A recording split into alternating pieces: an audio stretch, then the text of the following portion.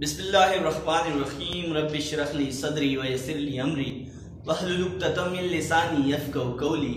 عزیز طلبہ، ہم نے پہلے 4 سنتیں پڑھ لی ہیں۔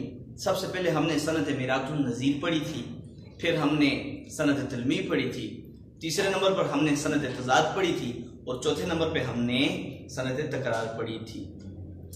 اب ہم آج 2 سنتوں کو پڑھتے ہیں۔ ایک سنت ہے سنت حسن تعلیل اور دوسری ہے سنت تضمین۔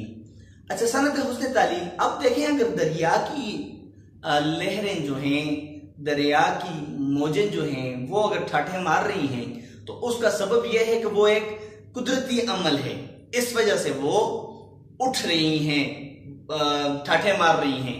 یہ نہیں ہے کہ ایک خوبصورت شخص جو ہے وہ دریا کے پاس جاتا ہے تو وہ موجیں کیا ہوتی ہیں، وہ ٹھاٹھیں مارتی ہیں۔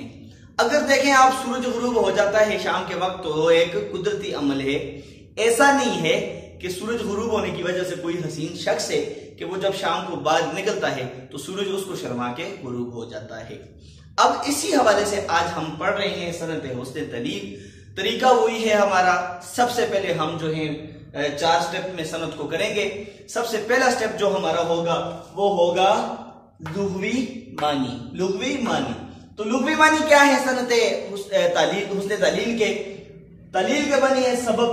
تعلیل کے لغوی معنی سبب پیدا کرنے کے ہیں، سبب پیدا کرنا، وجہ پیدا کرنا۔ پھر اس کے بعد دوسرا سٹیپ ہے ہمارا، دوسرا حصہ ہے وہ ہے تعریف۔ تعریف کی طرف آتے ہیں تو دیکھیں، کسی چیز کی خوبصورت شاعرانہ وجہ بیان کرنا، کسی چیز کی خوبصورت شاعرانہ وجہ بیان کرنا۔ شعر یا کلام میں کسی چیز کی ایسی وجہ بیان کرنا جو اصل میں اس چیز کی وجہ یا سبب نہ ہو، سنت حسن تعلیل کہتے ہیں۔ ہاں، کوئی ایسی چیز بیان کرنا جو اصل میں اس چیز کی وجہ نہ ہو اور شاعرانہ خوبصورتی کی وجہ سے وہ وجہ یا سبب پیدا کیا جائے، اسے ہم کیا کہیں گے؟ سنت حسن تعلیل کہیں گے۔ اب دیکھتے ہیں نثر میں مثال۔ اب آپ کو سمجھ آ جائے گی کیسے۔ نثر میں مثال، جب وہ شام کو باغ کی سیر کو نکلتا ہے تو سورج شرما کے غروب ہو جاتا ہے۔ ہاں، شاعر اپنے محبوب کا کہتا ہے کہ جب وہ شام کو باغ کی سیر کے لیے نکلتا ہے تو سورج کیا ہوتا ہے؟ غروب ہو جاتا ہے۔ حالانکہ سورج غروب ہونے کی وجہ اس کا حسن نہیں ہے، سورج غروب ہونے کی وجہ ایک قدرتی عمل ہے، لیکن شاعر نے اپنے محبوب کی خوبصورتی کی وجہ سے ایک بہت ہی خوبصورت وجہ پیدا کر دی ہے کہ نہیں نہیں نہیں نہیں نہیں، یہ سورج جو غروب ہو رہا ہے یہ تمہاری خوبصورتی کی تاب نہیں لا سکتا، اور شرما کے کیا ہو جاتا ہے؟ غروب ہو جاتا ہے۔ چوتھا سٹیپ ہے ہمارا شعر میں مثال۔ شعر میں مثال دیکھتے ہیں جی ہاں، تو شاعر کہتے ہیں اب جو پتھر ہے آدمی تھا کبھی، اب جو پتھر ہے آدمی تھا کبھی، اس کو کہتے ہیں انتظار میاں۔ اب آپ دیکھیں کہ انتظار وہ کہتے ہیں، میں اکثر آپ نے سنا ہوگا یار میں نے تمہارا اتنا انتظار کیا کہ پتھر ہو گیا ہوں۔ ہاں، اب یہاں پہ پتھر جو ہے یہ نہیں ہے کہ یہ انسان تھا اور یہ کیا بن گیا ہے؟ انتظار کرتے کرتے پتھر بن گیا ہے، لیکن شاعر نے کیا کی ہے؟ خوبصورت وجہ پیدا کر دی ہے۔ محبوب کو کہا ہے کہ بھائی یہ انتظار ایسی چیز ہے کہ انسانوں سے پتھر بن گئے ہیں، حالانکہ پتھر بننے کی وجہ انتظار نہیں ہے، لیکن شاعر نے ایک خوبصورت وجہ پیدا کر دی ہے۔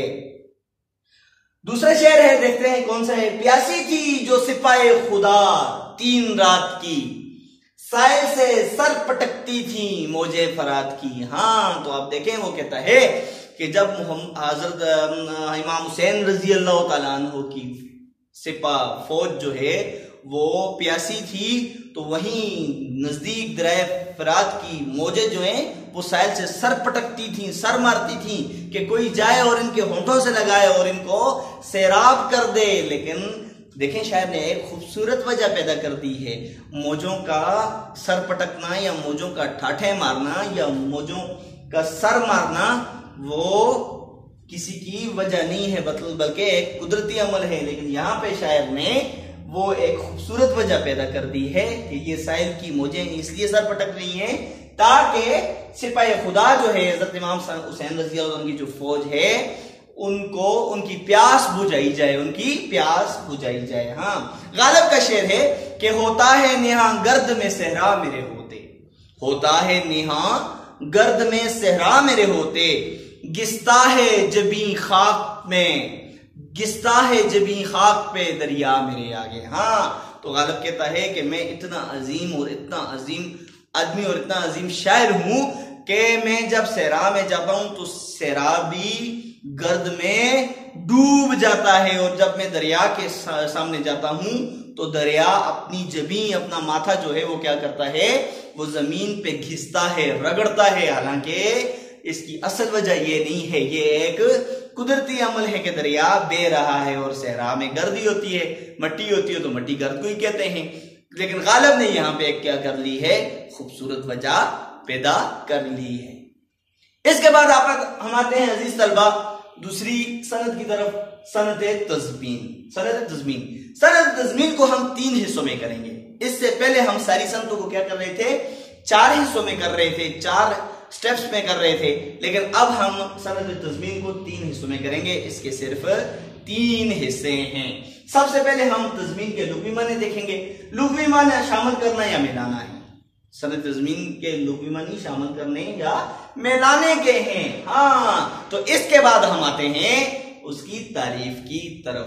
دوسرا سٹیپ ہے تعریف۔ تعریف کیا ہے جی، جب کوئی شاعر اپنے ایک مصرے کے ساتھ کسی دوسرے شاعر کا مصرع جوڑتا ہے اسے سند تضمین کہتے ہیں۔ ہاں جب کوئی شاعر کسی دوسرے مشہور شاعر کا کوئی مشہور مصرع، کسی مشہور شاعر کا کوئی مشہور مصرع اپنے کلام کے ساتھ جوڑتا ہے تو اس کو سند تضمین کہتے ہیں۔ آپ نے دیکھا لغوی معنی کیا تھے، ملانا، شامل کرنا، تو وہ اپنے ایک مصرے میں کسی دوسرے شاعر کا کوئی مشہور مصرع شامل کر دیتا ہے۔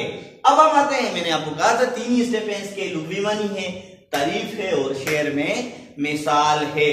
تو اب ہم دیکھتے ہیں شعر میں مثال کیا ہے۔ ہاں تو سید محمد جعفری کا شعر ہے، بنا ہے کوٹ سے نیلام کی دکان کے لیے، صلاح عام ہے یاران نقطہ داں کے لیے۔ ہاں جو مصرع تضمین کیا گیا ہے اس کو ہمیشہ بابین میں لکھا جائے گا۔ کس میں لکھا جائے گا، بابین میں لکھا جائے گا۔